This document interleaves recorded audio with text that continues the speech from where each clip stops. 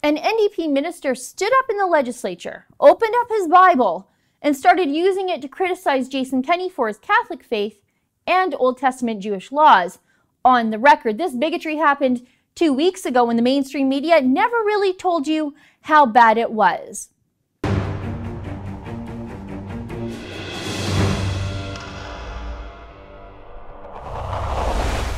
Richard Feehan is another NDP social worker turned government minister. He's the current MLA for Edmonton Rutherford, and he is the Minister of Indigenous Relations. And he did something truly disgusting that you didn't really hear about during the debate on Bill 24. Now, Bill 24, or as it's better known, an act to support gay-straight alliances, passed on November 15th. That bill makes it illegal for teachers to inform parents if their children are in a gay-straight alliance. I've got so many problems with this law. The intention of the bill is well-meaning, I guess, to protect kids from parents who are not accepting of their own LGBTQ child, but it also assumes all parents, especially religious ones, will be hostile instead and punishes and alienates good, well-meaning parents from their children. And I certainly don't like the idea that the Alberta government is not only encouraging, but enforcing secrets between teachers and children apart from their parents. It's creepy, and it's a violation of my rights as a parent. And secondly, but probably my most pressing issue that I have with Bill 24, is that it is commonly understood that children who are struggling with their sexual identities are at exponentially higher risk for suicide and self-harm. In fact, it's a statistic that's often cited by the left to justify the formation of gay-straight alliances. International research suggests that between 77 and 83% of trans people have seriously considered ending their lives, and between 32 and 54% of trans people have attempted suicide, and 44% of respondents to the same study admitted self-harm. But now under Bill 24, if a child is in a gay-straight alliance and struggling with their sexual identity, it's illegal for a teacher to tell the parent of that child that their child is struggling with an issue that will make them at greater risk for suicide and self-harm, stripping parents of the right and the ability to protect their own child from themselves. It's an absolutely dangerous negligence on behalf of the Alberta government. Now that's my issue with the law. Let me tell you about my issue with Richard Feehan and his defense of this reprehensible law. Feehan stood up in the legislature, cracked open his Bible during the final debate on Bill 24, and started attacking Jason Kenney for his Catholicism. Just watch this.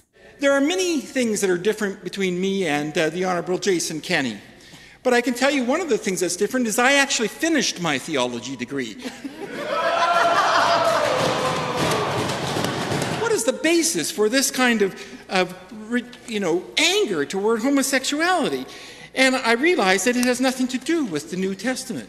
Take us back to the Old Testament and take us back to Leviticus, where it is suggested in Leviticus 18:22 that one should not, quote, do not have sexual relations with a man as one does with a woman. And one last little piece here we might add in here, Leviticus 19:27, in case you're following along in your own Bibles. Did you catch that part where Feehan told the opposition MLAs to follow along in their Bibles, as though believing in a parent's right to know what the heck their kids are doing in a day is somehow Bible-thumping craziness instead of just good old-fashioned responsible parenting?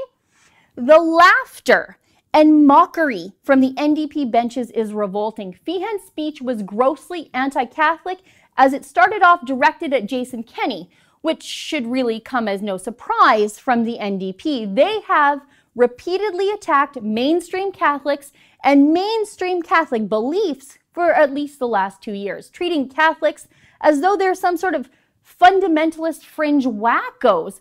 It's been attack after attack after attack on Catholic values, the rights of Catholic parents over their own children, and the rights of Catholic parents to dictate the sort of education their own children will receive.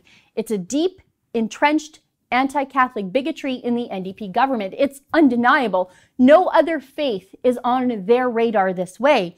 But Feehan's speech was also very anti-Jewish, in the way that Feehan mocked and laughed at the laws of the Jewish Old Testament.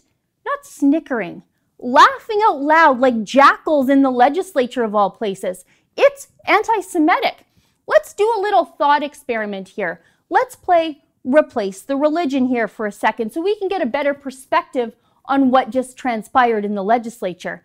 Can you imagine the outrage from the left or the mainstream media if some conservative politician stood up in the legislature and opened up a Quran and started berating a Muslim politician for his private interpretation of his own holy book?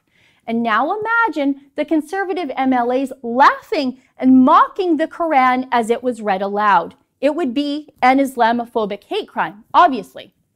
And there would be pitchforks, torches, apologies, and actual resignations. But since this was a Catholic being attacked for their Catholic faith and the Jewish laws of the Old Testament being mocked, it's perfectly acceptable. No one cares, and no rightful accusations of bigotry are being leveled at Feehan from the usual defenders of supposed tolerance. Let's do one more little thought experiment. Imagine if that scary Catholic, Jason Kenney, stood up and started reading from his Bible as a defense for any law that a Jason Kenney United Conservative government wanted to pass.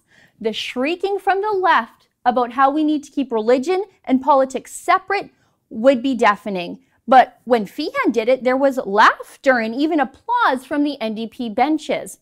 The left is always crying about how religion is private and how it needs to stay out of the houses of government.